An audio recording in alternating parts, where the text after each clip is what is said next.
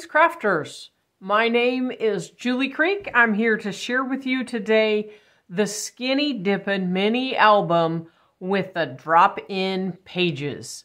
In this video, I will teach you how to adhere the drop-in pages into the mini album. So just to review, in case you don't remember, when you purchase the mini album from us, the Skinny Dippin' mini album, it is blank on the inside. So we finished the cover for you already. It's 6.5 inches across and 8.5 inches long. And when you open it up, there is nothing on the inside. If you add the drop-in pages, that will give you an additional 3 pages that fold or flap out. Let's open up this package. These have been cut and scored for you on heavyweight cardstock. Let's open this up, and what you'll see with each of these, and there are 3 in the kit, you have your score in the middle and you have your score over here on the side. This is a 1/2 inch. This small piece here is a 1/2 inch, and that's the piece that we're going to put adhesive on and adhere into the album. So we are going to, first of all, take our page and we are going to locate where the hump is. I don't know if you can see here, but wherever the hump is on the score, we want to fold towards the hump. So we want to hide the hump. So we want to take each of our pages and fold them so that we are hiding the hump. And you'll want to look at your pages, and you'll want to do that with all 3. Train those folds so that you have a nice fold. Once we have our pages folded, we're going to take our 1/2 inch tape and run that right along the edge all the way down. And when I do this, I leave it long on both ends, because I want to make sure that that tape is running all the way to the end, and then I can go back and cut it clean with a pair of scissors. Trim it, and if you flip it over, you'll be able to see exactly where you're going, just like that. And we are going to apply tape to all 3 of the pages. Once you have your 3 pages complete, you want to set those aside. And we're going to take a look at the album itself. The album has a 2-inch spine. So just for the ease of what we're doing today, I'm going to take the ruler and we're going to mark right in the crack of where that spine is.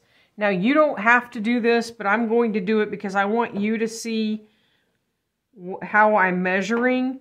We know that we have a 2-inch spine, and we have 3 pages that have that 1/2 inch section that we're going to adhere in the album. So that's going to equal 1.5 inches. That means we have an extra 1/2 inch, which we're going to divide by 2. So we're going to mark from the seam over 1/4 of an inch. That's going to give us our guideline of where we need to put that first page in. I want to pull this up so you can get a good look at how I've put a mark right in the corner, right where the fold is, and 1/4 of an inch over. And we've done that on the top and the bottom. Now we will take our page, we will remove the adhesive off of that page. I want to make sure that's stuck down really well. Remove the adhesive. And then I'm going to take the Art Institute glue, and I'm going to run a small bead of glue down it, and I'm going to add extra adhesive on these corners here, just because we don't want the album falling out. I will take my undo and run a small section of undo right down that spine, right where I'm going to adhere the page in. And we are going to take where that tabbed piece is located and line it up with our line and center it on the album and place that right along that line. Now the purpose for the undo, undo is a solvent. It will suspend adhesion and it will give me a little bit of time to straighten things out if I put that page in crooked. The other thing is when I'm using the liquid and the tape at the same time, that also gives me a little bit of time. And we want to make sure that when we get that first page in, that it's straight, because we are going to come right back in with that second page, take the tape liner off, add a little bit of liquid glue, and put that second page in. Now I'm not so worried about my placement this time, so I'm just going to use a little dab of undo there. I'm going to fold my page in, take that tab, that 1/2 inch section, and I'm going to set it right up against the other page. And that will install page 2 for me. Now because I am using the liquid glue, I do put a little bit of pressure on that, push down on it with my finger, and get everything set before I go building a bunch of other stuff on this album. I want to let those pages sit. We're going to do the third page, remove the tape, liner, maybe. There we go. Add a little liquid.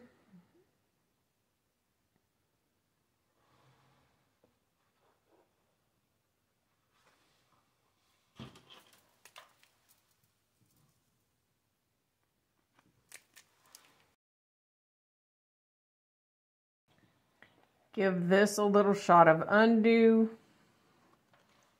You want to be careful. You don't want to put too much undo on the project because you don't want the album falling apart. Just a little bit.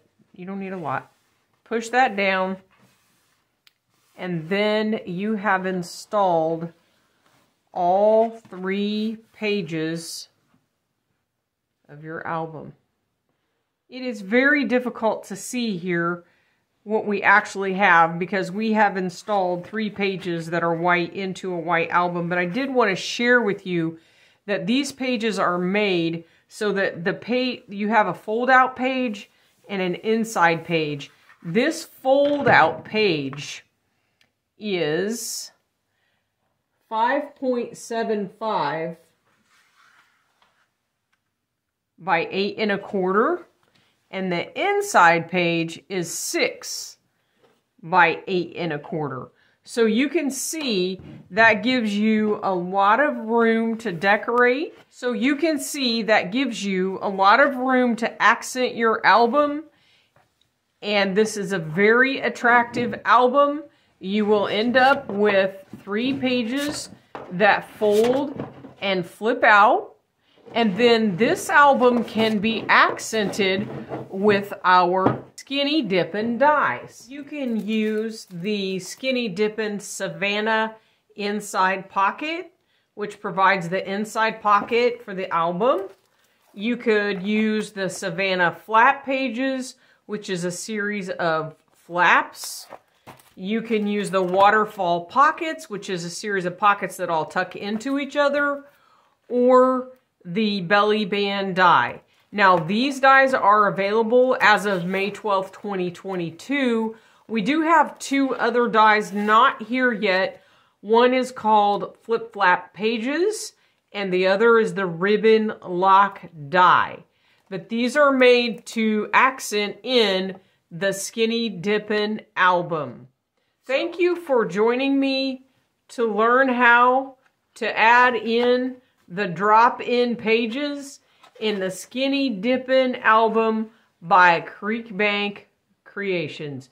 You can find these products on our website at www.creekbankcreations.com.